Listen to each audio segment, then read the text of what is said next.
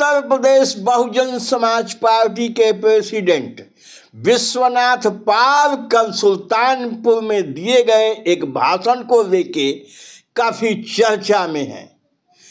कल सुल्तानपुर यूनिट की बैठक थी, गठन हो रहा था। विश्वनाथ पाल जी इस बैठक में मुख्य अतिथि थे। बैठक में उन्होंने भाषण दिया। उस भाषण की चर्चा उत्तर प्रदेश के पॉलिटिकल सेक्टर में और खासकर लखनऊ में हो रही है। भाषण में उन्होंने क्या बोला ये आपको बताएंगे। अब देर नहीं करते हैं। जय भीम साथियों, बहुजन न्यूज पे आपका स्वागत है। आइए विश्वनाथ पाल का भाषण सुनते हैं। बहुजनों के मसीहा इनके नाम से वंज ने जिला बना करके उनको सम्मान देने का काम किया, लेकिन उस जिले का नाम कौन बदला? जोर से बोला करो। एक ओबीसी मुख्यमंत्री ने, और किस समाज से आते छत्रपति साहू जी महाराज? ओबीसी समाज से। ऐसा ही ओबीसी का विकास करेंगे? अरे हमारी योजनाओं को रोका, हमारे महापुरुषों का अपमान किए। इतने नहीं, मेडिकल कॉलेज छत्रपति साहू जी महाराज के नाम से बना, उसको बदलने का काम किए। संत रविदास नगर बना था, भदोही कर दिए। रमाबाई नगर बना था, कानपुर देहात कर दिए। और यहां तक बाबा साहब के नाम से बने जिले को बदल करके भीमनगर को संभल कर दिया। किसने? जोर से बोला करो भाई। समाजवादी ने। मानवर कांसी राम साहब के नाम से बने जिले को क्या कर दिए? कासगंज। ये पीडीए का विकास करेंगे।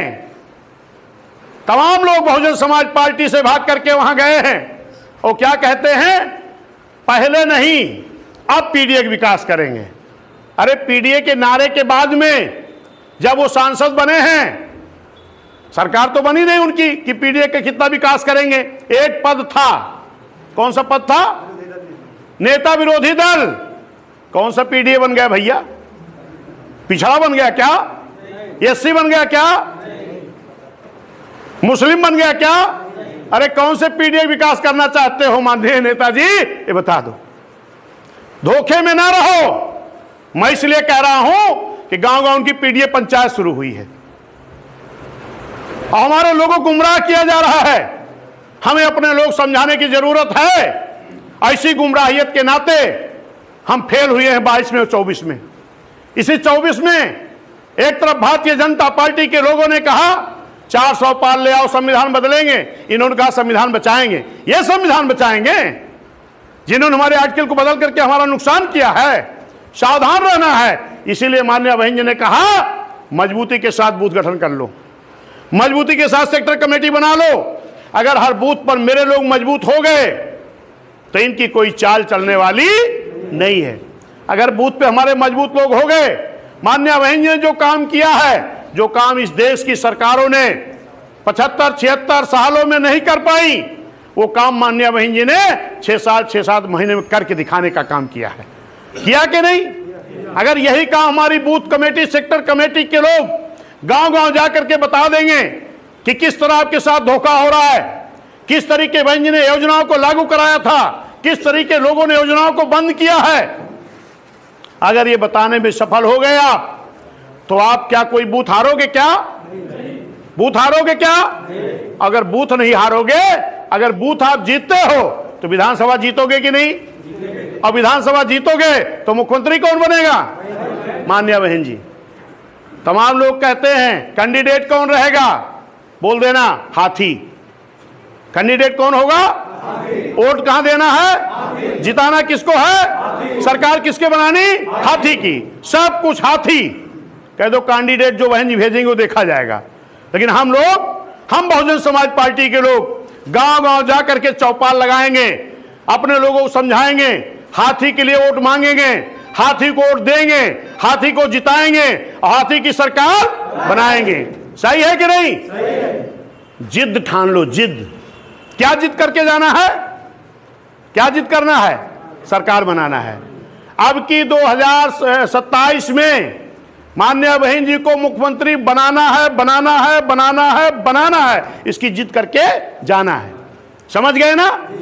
हे मेरे साथियों, जो प्लानिंग बहन जी दें हम उस पर काम कर ले जाएं बस।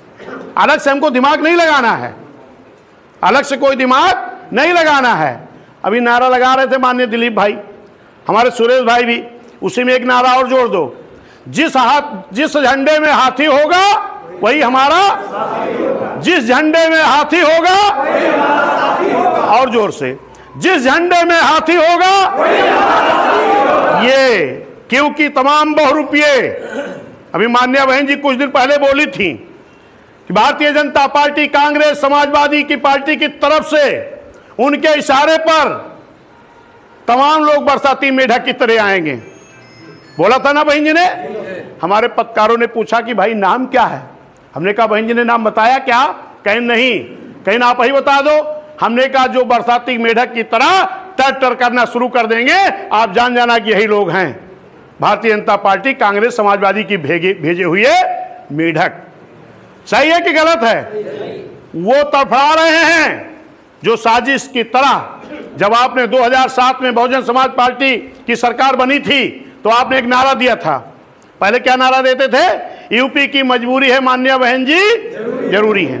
2007 में बिना किसी दल के गठबंधन के पूर्ण बहुमत की सरकार, जनता के गठबंधन के बल पर, एक भाईचारा के बल पर आपने बनाया था ना।